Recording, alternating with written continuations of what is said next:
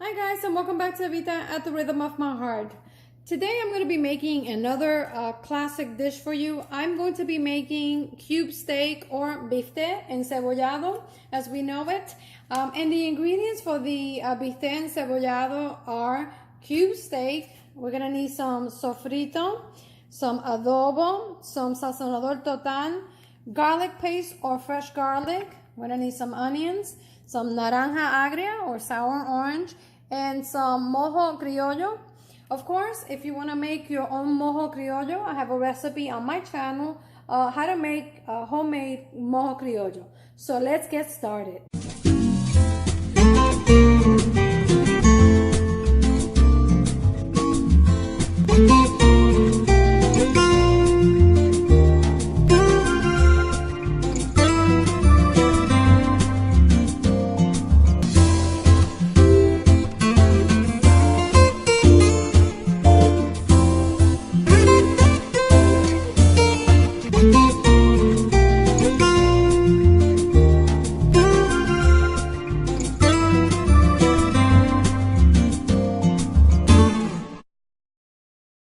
The goal to making the perfect biftec or cube steak is to make it nice and tender. And how I like to do that is by marinating my steak at least a few hours in advance or preferably overnight. So I'm gonna go ahead and begin seasoning my steak. And I start by just sprinkling some of the adobo. I don't add all the adobo at once because I like to season my meals, you know, in every step of the cooking process. So I'm just gonna lightly dust some of the adobo on my biftec or cube steak and then just lay it flat in my pan. Again, like I said, we don't have to get it all nice and even, but we just want to get some of that adobo onto our steaks. And I like leaving it overnight because that's just going to ensure that steak it's going to be nice and tender, and that's the main goal of a good biftec encebollado. Next, I'm going to go ahead and sprinkle some of the sazonador total. Again, we don't want to use all of it. We just want to get a nice sprinkle of it. Okay. And these are very nice looking biftec. I picked these up earlier this morning and they are nice and fresh. And I'm going to continue marinating my biftec, and I like to just pile them on top, one on top of the other, and that way you keep all that nice seasoning, you know, on each of the steaks.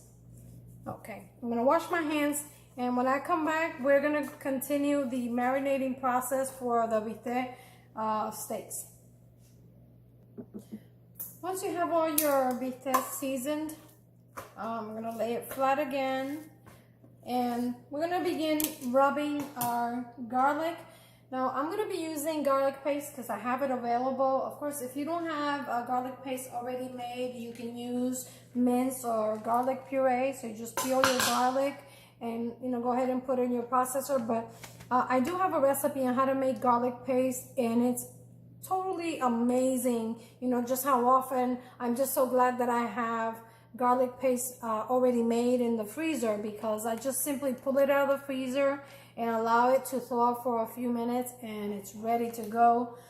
So, you know, I do encourage you to go check out that video on how to make your own garlic paste. Of course, if you don't have that, you can use just fresh garlic. And I'm going to begin by just simply rubbing each side of my steaks with the garlic paste. And once I've done that, you know, and to ensure, just to make sure that, you know, every piece of biftec is nicely coated with the garlic, I like to pile them one on top of the other and continue doing that until every steak is nicely coated.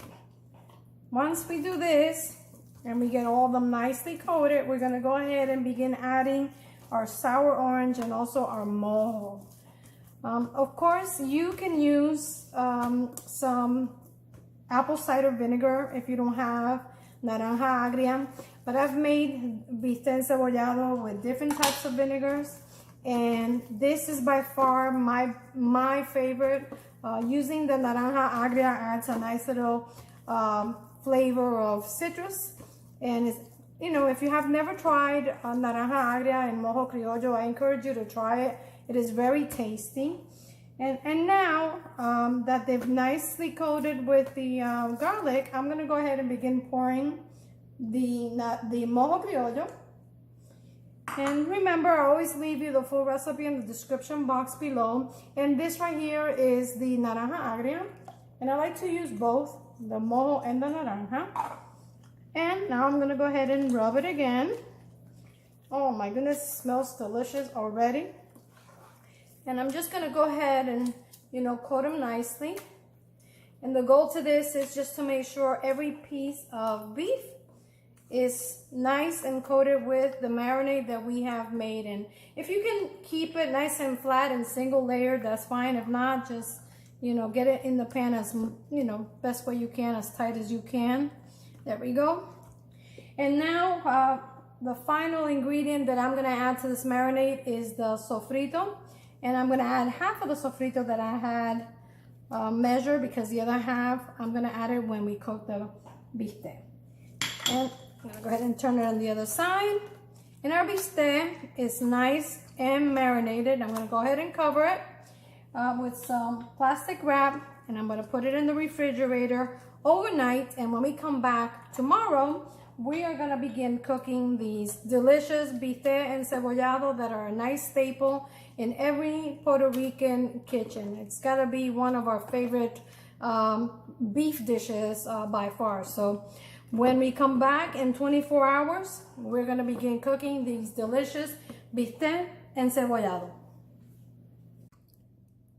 I've allowed my cube steaks to marinate overnight.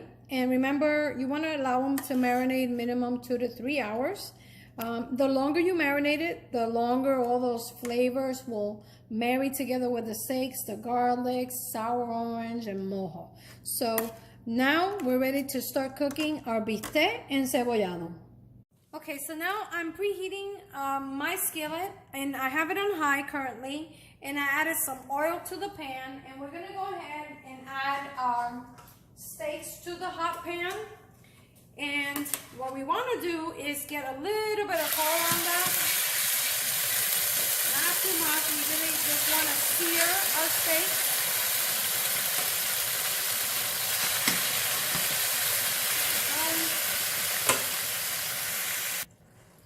It's okay if the steaks overlap, because you're going to get some shrinkage from the steaks.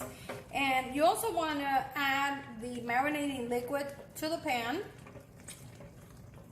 Now we're not going to worry about seasonings, salt or pepper or anything like that, because right now what we want to do is cook our steaks until they start to get tender. And that's going to take about 15 to 20 minutes. Really depends on the steaks and the cut of meat that you get from your butcher. So at this point, what I like to do is I like to check to see how much liquid or marinating liquid we have in our pan. And I'm going to add water just to cover the steak slightly. Now, that is entirely optional. You can add white wine if you like. You can add some more vinegar if you like. I'm not using vinegar at this point. What I'm going to do is I'm going to allow the steaks to come up to a boil. Once they come up to a boil, I'm going to cover them, and then I'm going to reduce the heat to medium-low, and I'm going to cook them for 10 to 15 minutes, and I'm going to come back and check the steak to see just how tender they are. Once the steaks come to a boil, what I like to do is I like to add some bay leaves and also some cubes, and these are the Knorr cubes. They have the onion, garlic, and cilantro concentrate cubes, and those are going to go into the pool. I've also taken the stems of half a bunch of cilantro and culantro, and using some kitchen twine, I tied it, and I'm going to add that also to the pan, and I'm going to allow this to just cook with the steak for the next 15-20 minutes until the steak begins to become nice and tender. I like adding different layers of flavors to my meals, and of course the stems of the cilantro and the culantro is one way that you can infuse flavor to your any meal, especially sauces and broth. And you know, most of the time we throw these out, but why not just use it in these type of dishes? So now that it's come to a boil, I'm gonna go ahead and cover my biftec or my cube steak and let it cook on medium low for the next 15 to 20 minutes, and we'll check on it just to see, you know, how tender they are. The steak's been cooking for 15 minutes, and at this point I want to check to see just how tender the steak is. This is really going to vary depending on how you like your steak. Of course, the object of this steak is you want it to be nice and tender, and we're not quite there yet. When you prick it with a fork and you stick a fork in it, it still feels fairly firm, so we know it still needs to cook for another maybe 15-20 minutes. So I'm going to continue checking it in the interim, but before I do that, while it was cooking, I went outside and I picked up from my garden some fresh herbs from my garden. So I went ahead and I added some fresh basil leaves, and I also added some fresh oregano leaves to it.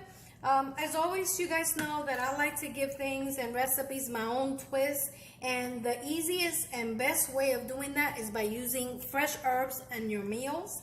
I also added some of these oregano brujo, or these oregano leaves, and they're pretty humongous, to be honest with you.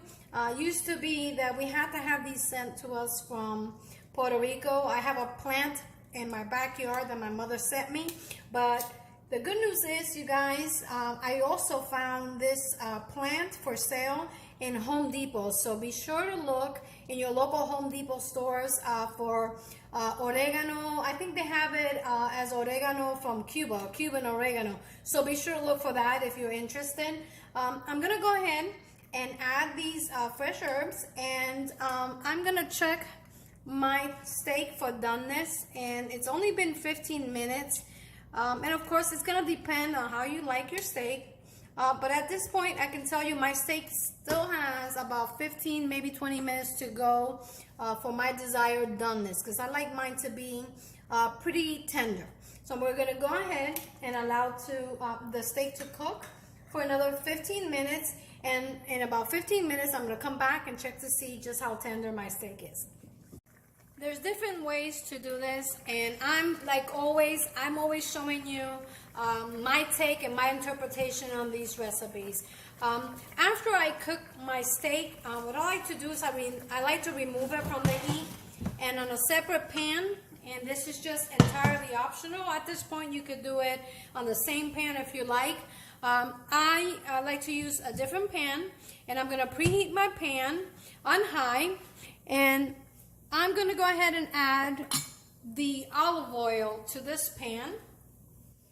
And remember, I always give you the full recipe in the description box. And I'm eyeballing the olive oil, and I'm using extra virgin olive oil. But this is about a 1/4 cup of extra virgin olive oil. And I'm going to go ahead and cook the onions separately before I add the steak to my onions. Over here I have the 2 onions that I sliced thinly, and I used a mandolin to do this, but you could do it, you know, by hand if you like. I just happen to have a mandolin, and I like mine to be nice and thin. To the onions, I'm gonna add about a 1/4 teaspoon of some salt, and I'm using Himalayan salt. You can use any salt you like. And we're going to just basically cook the onions slightly. I don't like to overcook my onions. I'd like to have a little bit of bite on my onions. I'm also adding some freshly ground black pepper. And I'm going to allow the onions to cook with the salt and the pepper. Next, I'm going to add the steaks back into the onions. And one of the reasons why I like to do this separately is because I just like to remove, of course, all those fresh herbs that I added. And, you know, I like to cook the onions separately just so that you can get some of that onion flavor working throughout before we add it to the steaks. And right now, at this point, you could stop here if you like, but I'm gonna take it one step further. And how I like to do that is I like to add some roasted red peppers. And I have about half of a roasted red pepper that I sliced. And at this point, I'm gonna raise the heat to medium-high. And I'm gonna continue to just allow the onions to coat that steak. And guys, just for the sake of you guys that are here in my kitchen right now, it smells amazing right now. And of course, I'm not done yet. If you like, you can add a little bit of the roasted red bell pepper juices to this. I like to leave this to the end because I'm going to add the liquid that I use to cook or the marinade where I cook the steak. I'm gonna go ahead and add it to the steak. But I'm gonna do that, I'm gonna sift it. And why I do that is because I wanna be able to just pick out, of course, all those herbs that I added, the bay leaves, and any big pieces. And here we go. There we go, and I'm gonna allow that to come to a boil, which will happen very quickly. And before I add the liquid from the steaks, I'm sorry, the liquid from the red peppers, I wanna taste my broth. So let's check to see if we need to add any additional adobo or salt or pepper. Oh my goodness. It's perfect. You can also add sliced Spanish olives if you like to this. I'm going to omit it. I like to add that as an additional or an optional ingredient because one of my sons doesn't enjoy eating olives, but Spanish olives will go great with this. One of the reasons why it's good to strain the liquid is so that you can pick up all those bits and pieces, you know, that you get from the meat. And, you know, I just like my broth to be nice and clean. So that's the reason why I like to strain it separately. If you don't mind the pieces of the sofrito and the garlic in it, that's fine. You can leave it and just build all these flavors on the same pot. It's up to you.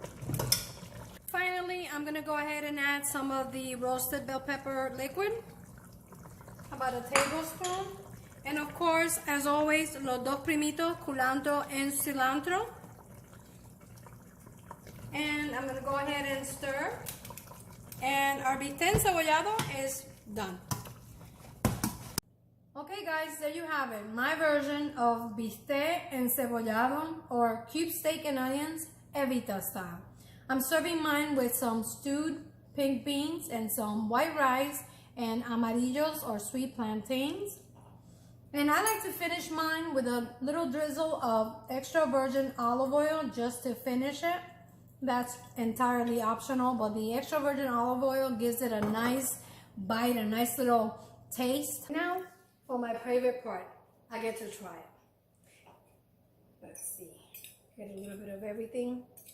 The steak is, like I said, fork tender, so you know you don't need a knife to cut through it. It's nice and tender. Let's try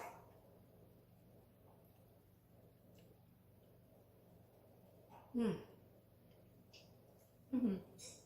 It's so good. It's so tender and juicy. It just melts in your mouth. Check it out. Delicious. Well guys, as always, this is Evita at the Rhythm of my Heart. Buen provecho y hasta la próxima.